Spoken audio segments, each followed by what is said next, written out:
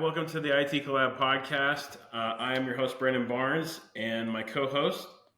Nathan Taylor. Good to be here. So today we are joined by Dr. Milton Mattox, and he is CEO of USAII. If you could just start off again and just let us know and tell us and our listeners a little bit about yourself and what you do. Sure. Thank you both for inviting me to participate. I always love any chance I can have to talk about AI. I like to talk about it. And again, it's good to see you again, Nathan. Good to meet you, Brandon. Again, my name is Milton Mattox. I'm the CEO of the United States Artificial Intelligence Institute, or USAII. And I've been a technology practitioner for the past 40 years. I started off way back in the mid 80s. For your listeners, that might be a long time, doing mainframes, working on mainframes, board level design and testing and things like that. And then I moved into developing operating systems. In those days, it was the Unix operating system. Today, it's the Linux. It evolved into Linux. And of course, the other ones are the Apple OS and then the Microsoft operating system at the computer level. I've done everything from software development, application development, low-level code design and implementation to cryptography, including post-quantum cryptography. So my specialties are artificial intelligence, data, I'm going to say data science to a certain degree, and encryption, and quantum computing, but specifically, again, post-quantum cryptography, which is getting ready for the burgeoning computer era. My company, we focus on getting individuals and companies ready for the AI revolution. And so we believe that AI is a positive technological disruption, but at a huge level, much like electricity was, where it touched everything that we do. AI is going to permeate every single thing. Actually, it's already doing that, but it's permeating every single thing that we do, every single market, every single thing that we're working on. And so we said, as practitioners, instead of bemoaning the fact that it's hard to find people who understand the gravity of the AI technology, why don't we work on trying to get people prepared, companies prepared? So that's the general idea. It's a lot of information, but that's the general idea. That's awesome. I don't think I've ever gotten that deep into post-quantum cryptography. I had to write it down here just to make sure I'm good, right? I to be honest, Milton, I was in the infantry for 8 years, so I wasn't always an IT guy. I kind of became like a pseudo nerd afterwards, so I'm able to speak. Just to kind of give you a little bit of my background, right? Yeah. And so I kind of fell into this, and I love the problem solving, asking questions. So I'm just going to ask a lot of dumb questions here, right? Sure. Obviously, being in the IT industry and really kind of growing in that, I'm seeing a massive shift in how AI is used. In fact, our company's doing webinars. I'm pretty sure your company's doing webinars. We're all doing something because it is going to change. And there is the ethical questions, right? So obviously we want to know, like, what do you think the impact AI will have on business industries as well as society? Okay. That's actually a really good question to get started with, because there's a lot of concerns around AI, right? When AI has been around for years, by the way, but it started becoming popular in the mainstream in November 2022 when OpenAI released ChatGPT. This is a generative AI model, and we can talk about later what that term means. But it gave everyday people the ability to go in and have a conversation via a chat type of model and ask questions of it and get responses back. And those responses were light years ahead of what we were used to. We've gotten used to the old search engine way of doing things, whether it's somebody else. And now you can actually go and probe it and ask different questions. And so this now it is in the mainstream. and people are looking at it and going, wow, okay, this could potentially impact my job. Companies, how do we implement it? How do we leverage it? How do we get the, best or the highest productivity out of the team members for it? Do we need less humans and more AI? So these types of things are causing a lot of concern. While on the other side, people are very excited about what we're seeing. I think AI is going to impact not every single industry. No industry will be able to get away from the impact of AI. From a societal perspective, it's going to greatly impact what we see and how we do things. And so let me give an example. And I go through this a lot with my team. So when they're watching this later, they're going to say, oh, we hear this all the time, right? If you look at education as one industry, which is really like, can students use, Chat GPT or one of the other generative AI model, whether it's Claude or Gemini or, Copilot or whatever, should they be using these things? Should we regulate it and all of that? But if you just look at what, AI is doing in the industry, in the education industry, if we're just looking at whether or not students should use it, or universities should check for it, or colleges or high schools should check for it, that's just a very surface level. Let's talk about what AI means at a very, very lower level. The way education is done today, globally, not just here in the United States, but globally, is that it's based on the industrial age. We were working, 150 years ago or so to get people ready for working in factories. And so this is why we have these tranches that we have today. We break it up in cohorts. You got it by age, you got it by subject matters. We take tests. Are you ready? There's not a lot of room for critical thinking and things like that, because we need it societally. We needed workers to work in these factories. That model worked very well. It's been slowly changing and evolving and things like that, but it's a good model to go out there. But what about AI, or the age of technology? Not the age of the industrial age, but technology. Hmm. AI is the great, I'm going to use the term democratizer, or the great equalizer, right? So I can give an example. I have like a 15-year-old grandson. And he's like a grandson to me. He's not my blood grandson, but he's like a grandson to me. And he said, hey, I want to take a look at some software and see what this software is doing and how it's designed. But he was looking at it from a gaming perspective. And so he went through, ran AI on it, got the overview structure, what it looks like, and then he can actually make decisions on what it's going to do. And it was actually quite powerful. And when I was talking with him about it, I said, man, I went to school for years to do what you Yes. did in like seconds, man. And so Yes. and for him, it was no big deal. It was like, oh, just ask it and it tells you, and then you go back and forth with it, and then you can get some good ideas. And I was like, wow, this is great. And so this is just one. He has not studied. He's 15 years old. He's not studied, computer science, the design of operating systems, how you do ideations and all of these things. He was like, oh, I just asked a question and I got that back. And then he can use that going forward. Imagine if you can do that in any area, right? I like to write books, right? I spend a lot of time researching and doing these things. Now I just go and say, here's what I'm interested in. Here's the subject matter. And then I give it some more prompts, and then it comes back and tee that up. I don't copy and paste that into the book. That's the research that I use to then go out and validate whether or not the information is correct or anything like that. But it doesn't matter. If you want to learn about, mechanics, or you want to learn about quantum, Yeah. you want to learn about whatever, you can get that information right away. Another thing that I do with is that before I go to a country that I'm traveling to, if English is not the main language, I actually use AI, on my phone to practice the language. And so I recently was practicing Spanish on it, and it adapted to my ability level. and it kept challenging me almost very slowly, where I didn't realize that it was ratcheting up the conversation, right? And now you got an expert in your pocket to help you do this.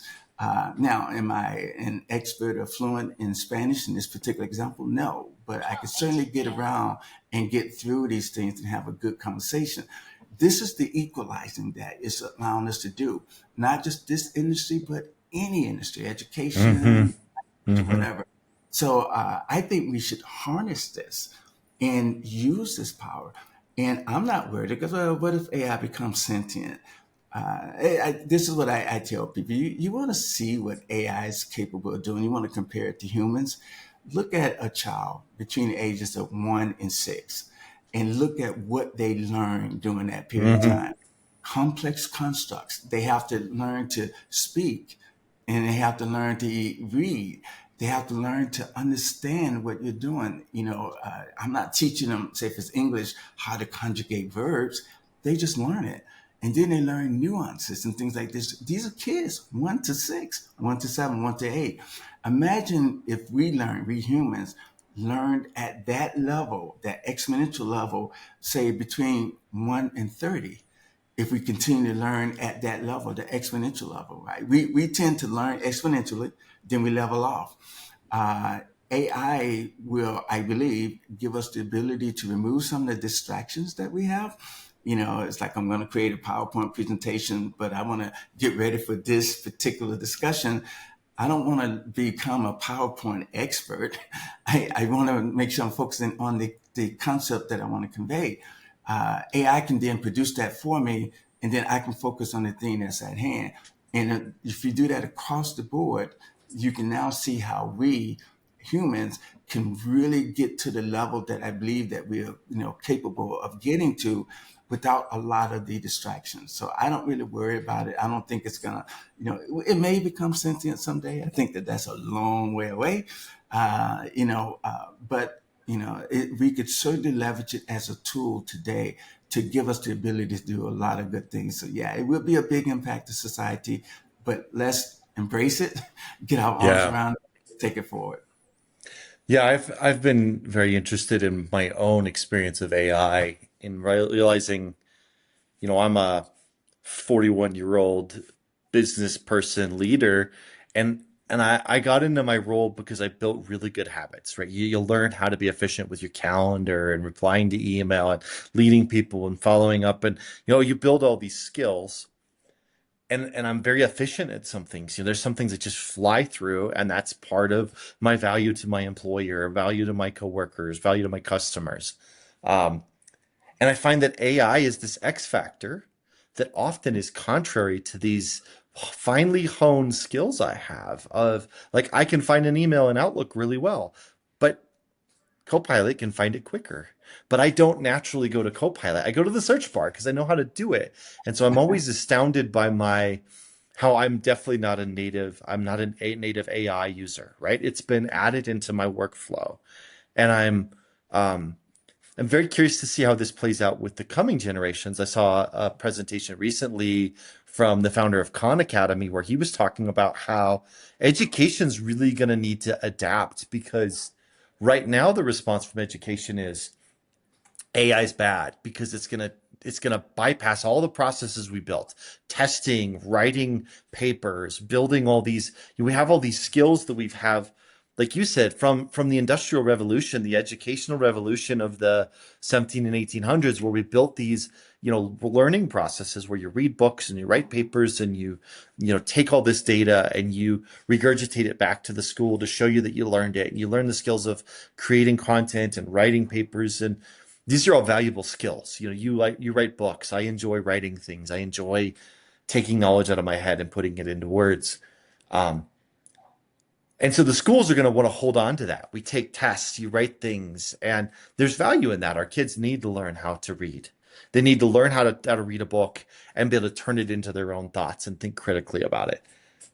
And AI is changing this equation so rapidly that they also need to learn in different ways because some of the things that we spend a lot of time doing in our education are no Yeah. longer useful. They're not going to be the same thing in 20 years where maybe we don't have to write as much because AI will write it for us. And some people are going to lament that. But I think the people who embrace it, the education systems that say, hey, we're going to teach these kids how to use AI responsibly. These are the things you Yeah, have to do yourself. You can't have the AI take your test. You can't bypass the learning process.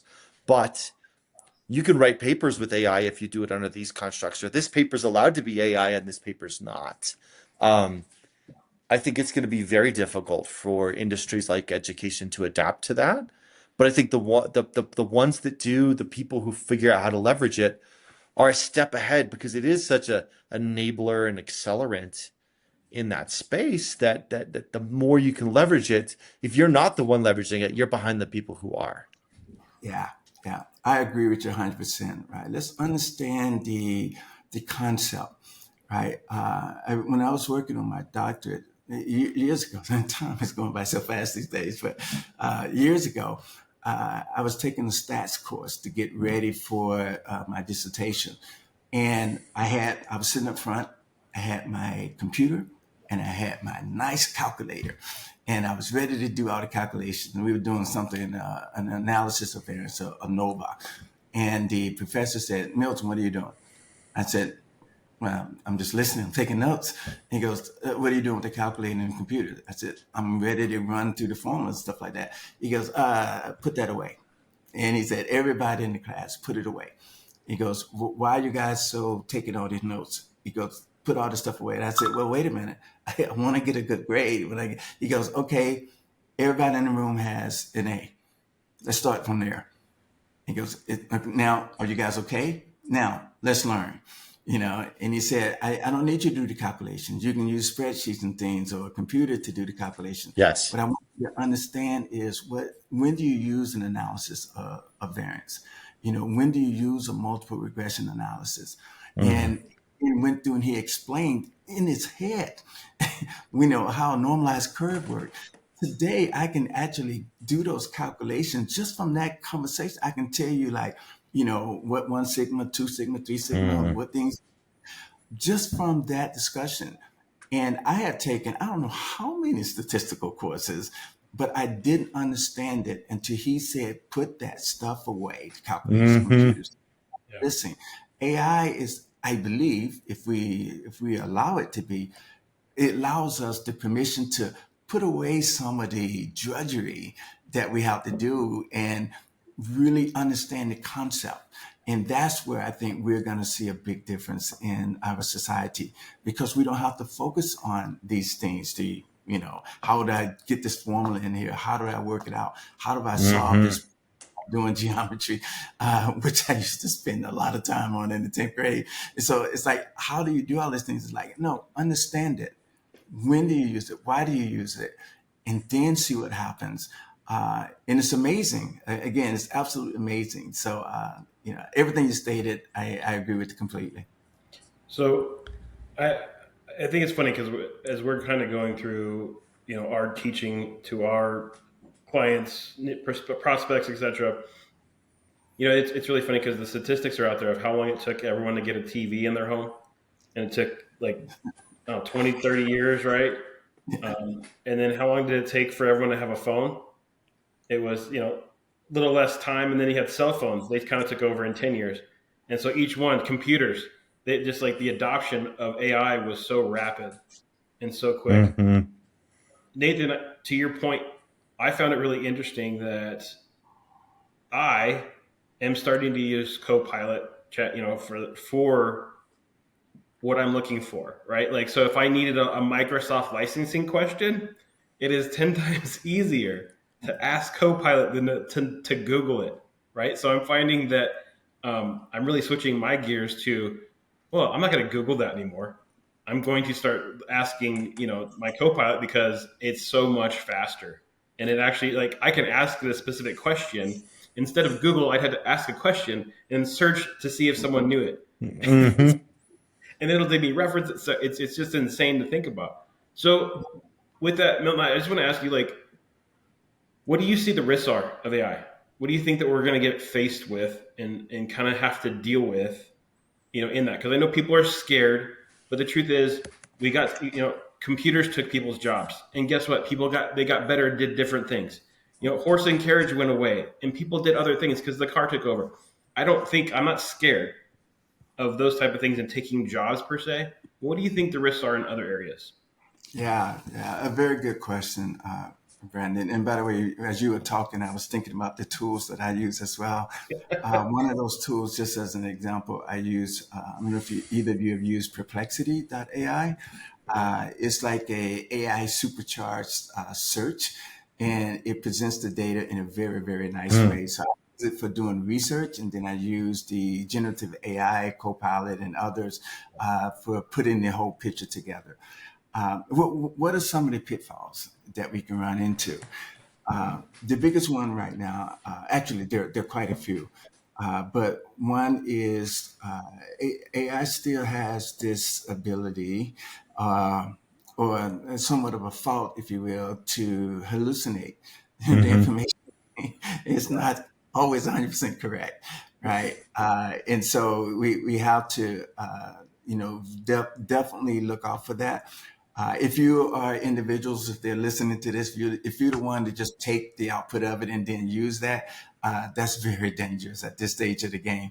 I actually take the output and then I verify it in another model. Then I use that and verify it in another model. And then I use my own human model to go verify the data, uh, making sure that is correct.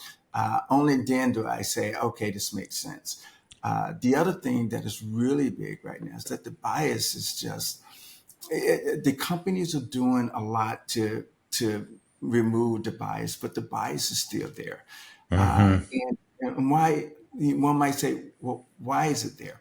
Right? Because we, by nature, we are biased, no matter how we look at it. Whether we are biased for the country that we live in versus some other culture, we're biased for the language that we speak or whatever, or we're biased for, along the lines of ethnicity, gender, and all. It's still there. And we have to be very, very careful about it. And so, I'm finding that people actually believe almost anything that comes out of AI. Hmm. That's Yeah. actually dangerous, right? Especially with the biases there. So you have to challenge these things, right? You have to go back and say, "Oh, that looks good. Wow, look how they put that together. It sounds beautifully, very beautiful." But you really have to double check it, right? So bias, hallucinating, and then AI tends to be very authoritative, right? It says this is the answer, and it just puts it out there, and you say, "Wow." It must be the answer until you check it out and make sure that it's correct. But Right. because it's so authoritative, you people tend to believe it. And I really do have a big concern about that and the way we're rolling it out, how it's been used. It's being used Yeah. by hackers to do sophisticated attacks. And so I'm a glass half full type of person. I'm like AI, rah, rah, rah, siskumba. However, we have to look at the other side of it and make sure that we are understanding what it's doing and how people are using this technology.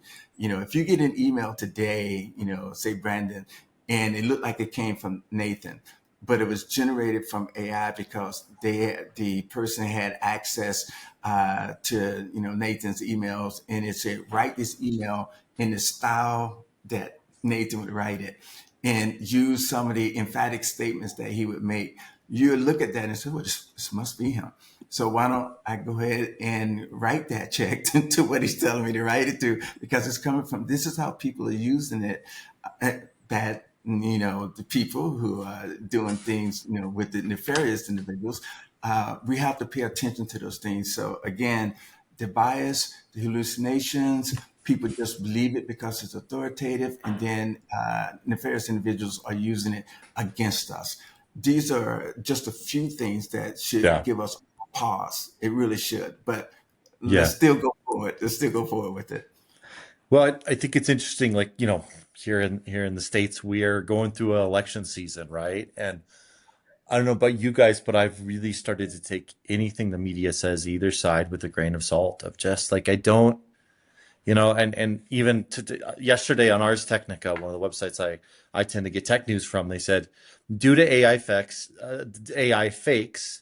the deep doubt era is here. As AI deepfakes sow doubt in legitimate media anyone can claim something didn't happen. And like you have these, it's just like you were talking about taking an AI model and using another AI model to check it to see if the other AI model checks it. I feel like you have to do that with the with news of like, well, here's all the things that Trump said that were false in his statement. Here's all the things Harris said that were false in her statement. You're like, okay, you're fact checking this from your perspective, and that may be, pro candidate, anti candidate, and so you have all these layers of data you have to sift through as a human, and then you throw AI on top of it, where what if it even actually happened? Did Trump say that? Did Harris say that? Did that happen? Were those people there? Was the news story they're referencing about this thing happening, is that real? And so now we're layering fake news, and not in the politicized version of it, but like, where is the real truth? And then let's layer somebody commenting on it and then somebody commenting on their comment of it. And we're these humans trying to navigate this. And it's wild. It's a really challenging season to be an adult human trying to understand the world around you. Yeah. And it's a bit scary for sure, but there's a silver lining in what you stated, right? And that is, uh, let's get permission. Let's give ourselves permission to go off and do our own research and Right. do our own analyses, right? I mean, when I grew up, you watch Walter Cronkite, just a name that I'm going to pull out, and he was pretty much down the middle, Yeah. and news was the news. Today is more opinionated than anything Yeah. else, depending on which Yeah. station or whatever you're watching, which news outlet you're watching. Yeah. And Yeah. now I would say I got to do my own research, right? Mm-hmm. And so I'm not upset with someone. Shame on me if I just believe what I hear Right. on the news. And by the way, it's definitely shame on me if I believe what I'm reading on the internet, because that could be from anybody, right? Yes. There's Yes. hardly any fact checking happening, but in general, no matter what one's political affiliation is or whatever, just check it for yourself, Yes. and then go from there. And I think we'll find some truth there by doing it for ourselves. And again, doesn't mean that we're all going to come to the same conclusion by any stretch, right? Because we still have bias that we are sort of born with. But at least you're checking this information. You're not just taking it as a fact. At least, again, when I was growing up, what I heard on the news, especially the nightly news or 60 Minutes or whatever, man, that was fact, right? Right. That was fact. Right. At least that's the way we looked at it back then. Yeah. Uh, I don't look at it that way with any of those news outlets, Mm-mm. by the way. I I agree. just, yeah. So, but good. That was a very good example, by the way. Thank So you. Milton, what as we're kind of moving the conversation on, kind of going, to time. Can you tell us more about, what your organization does and what it offers? Yeah, What, sure, what sure. solutions do you have? Yeah, okay. So we do the United States Artificial Intelligence Institute. First of all, it's for profit. Most people think we're nonprofit. We are not with the government. I put on my USAII hat and I walk to the store and people go, "Oh, thank you for your service." And I go,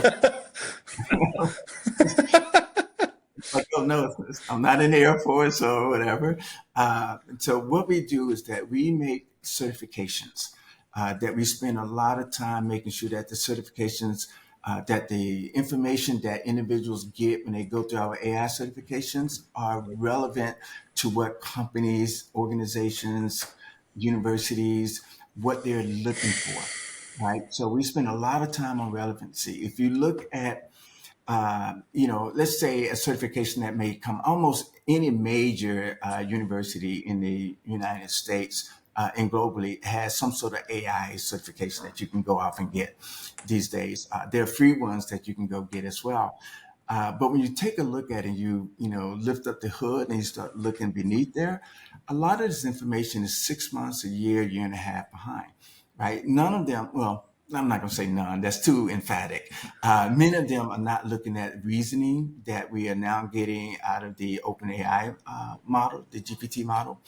Right. I'm not saying it's the is like the best model out there, but it's the next level, right? AI is at the literally just beginning, and Hmm. even very powerful.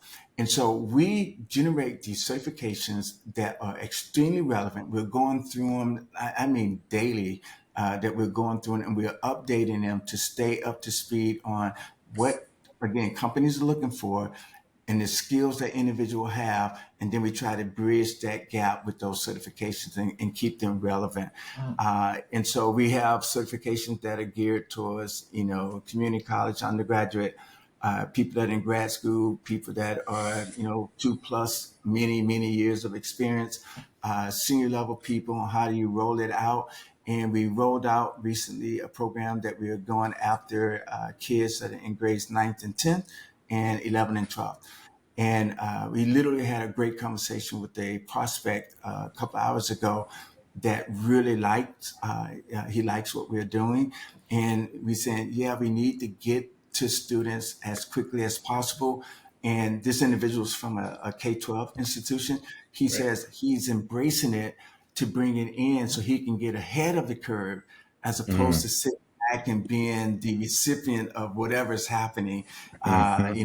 Guys doing this. It goes, why don't we teach kids how to use this tool, this technology responsibly and Hmm. integrate. And so we do that, right? We do it for AI. We also do it for, again, data science. We do it for cybersecurity.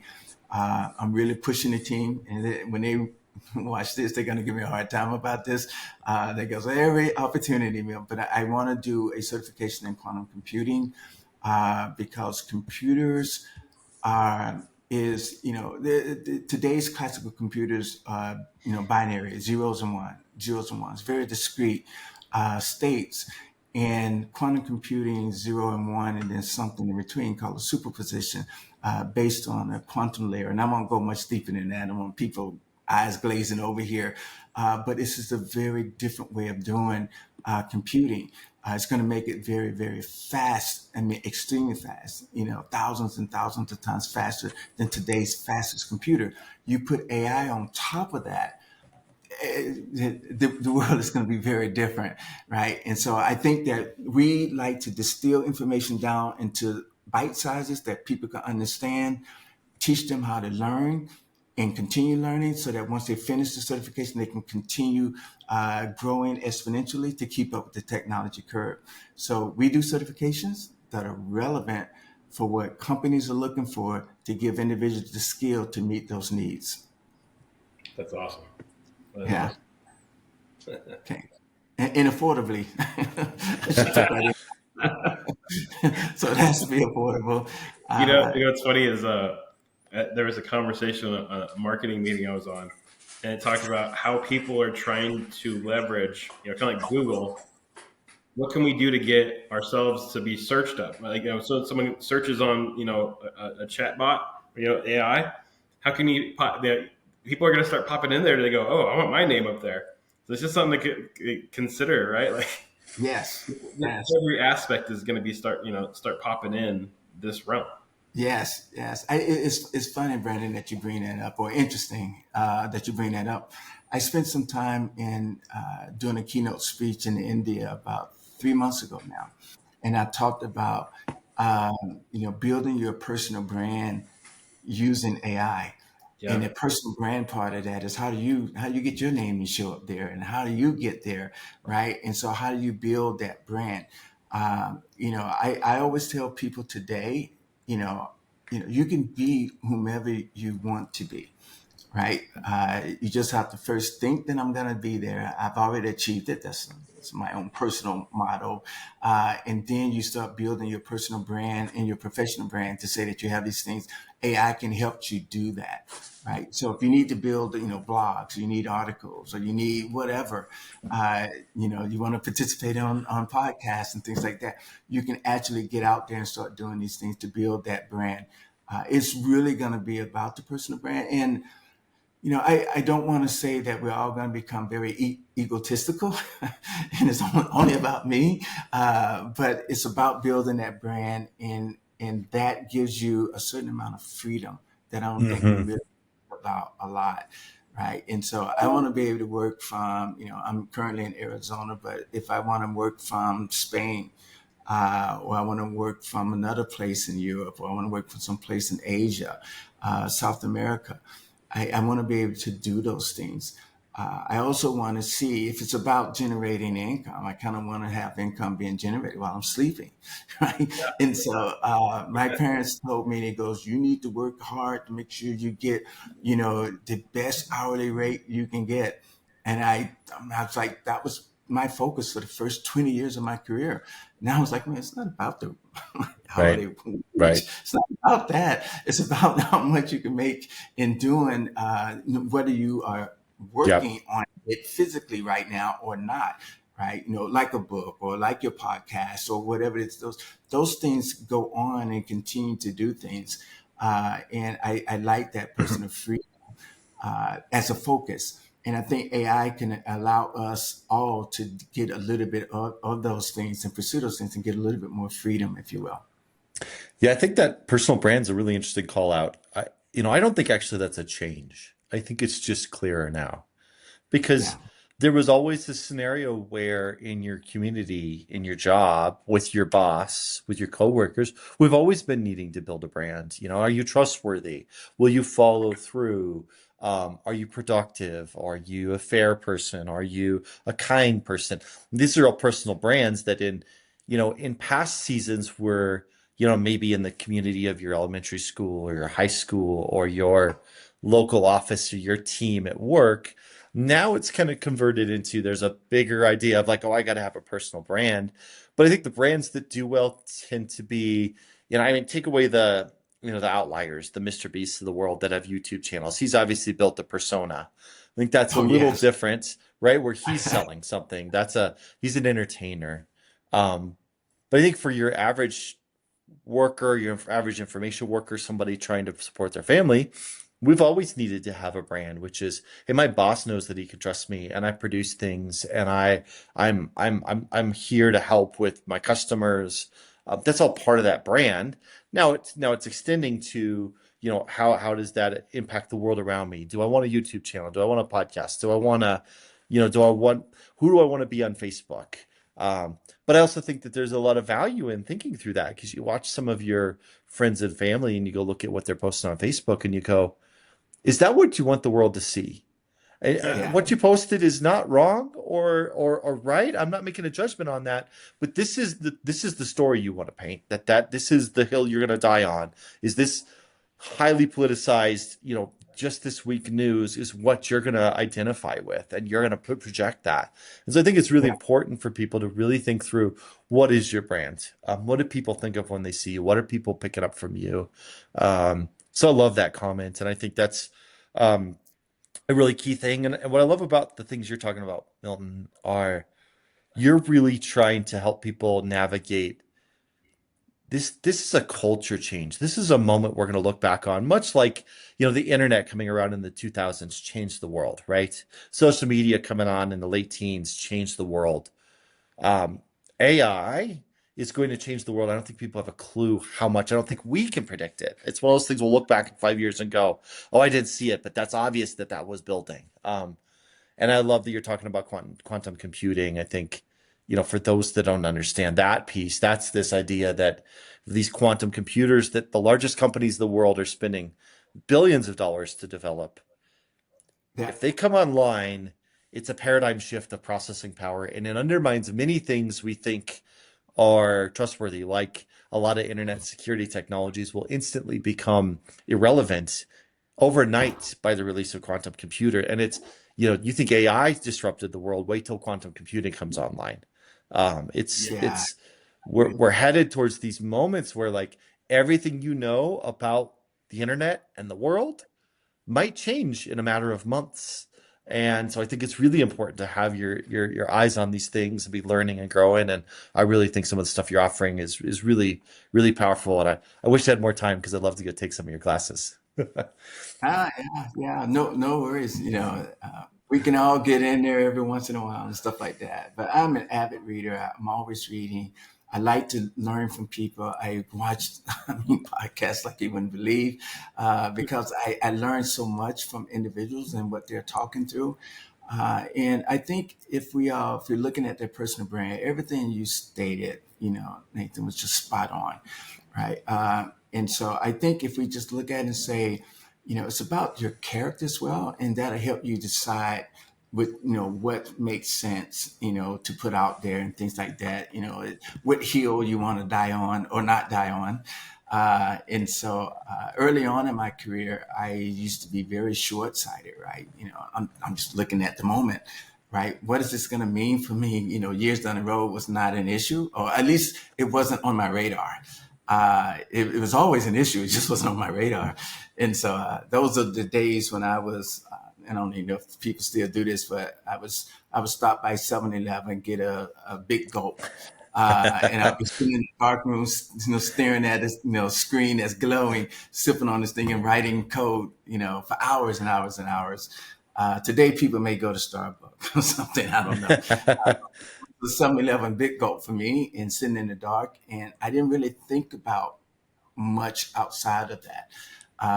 And I was just a complete nerd. And so, and not to steal your name here, Brandon, on the nerd piece, but when I go home, my hometown's in Atlanta. And when I go home to Atlanta, they go, "So what do you do?" I said, "Oh, this is what I'm working on." And, "Oh, yeah. And I love this part. I love this AI piece. Or I love this quantum piece." And he goes, "Okay, talk up in English, tell me about." Yeah. So I'm learning now to, forget we could really, Sure. superpositions and those types of things. We could really get into some great conversations, multiple dimensions and all of these things. This is all happening at the You quantum could. layer. I'll But have I another leave conversation with that you on that one. alone. Yeah. That I even through the quantum computing in the Copilot. I was kind of reading it as you're going through, going, "Holy cow!" Like, yeah. All right, Roger Yeah. that. Um, Yeah. well, we're kind of towards the end of the time. Milton, I just want to thank you. Obviously, Nathan, I really, really appreciate you jumping on with us and talking. I think it was an absolutely great conversation, and probably need to have you back on again because it's just going to keep going. And we're going to have definitely down the road, we're going to have more topics, more stories that we're going through, right? So it's going to be amazing. Yes. Milton, Yeah. how can people get a hold of you, find out more about your organization? They can come to www.usaii.org. And that'll get to the organization. We have all of our information there. If you want to get a hold of me, particularly, I do a lot of things through LinkedIn. So Yep. for those who are on LinkedIn, just go in and search for Milton Mattox, Mattox. And I always say MATT as in TikTok OX, but now I say that people go, "Oh, you're on TikTok?" No, I'm not on TikTok. I was saying that a long time ago. Actually, I have a TikTok account, but I don't do a lot on it. But definitely on LinkedIn, I do a lot of postings. Nathan, you may have seen this. I read an article or two every morning to start my day, and then I write up a review about that article, Oh, whether it's interesting. cybersecurity, quantum computing, and those sort of things. I give my take on it, and then invite people to go read the article for themselves, and then comment on, and provide their take. But it's very general, right? We're not trying to solve the world or get into entanglements and superpositions and all of that. But we are just having conversations. So, but yeah, LinkedIn or usaii.org would be great for us. That's awesome. Love it. Well, I definitely will we'll put all this stuff on our posting, make sure it's up there. And we really, really appreciate having you on, and we will have you on again. Oh, that would be fantastic. Thank you all so much, by the way. I'm always, just humbled when people invite me to do these things. And I can't tell you how much I really appreciate this. I don't take this for granted. So thank you, Nathan, for staying in touch. Brandon, it's so great to meet you, and both of you allow me to learn a little bit more about what you both do as well. So thank you for that. Appreciate Of you. course. Okay. All right, Awesome. don't Thanks, forget. guys. Right. Yeah, and for the few people that subscribe, don't forget to like, subscribe, right? And like we said, it's always probably our moms or something, but it's okay. But have a good one, and yeah, that's it. Catch you on the Take, next one. Thanks, guys. all right. Have a good one, guys. Good weekend.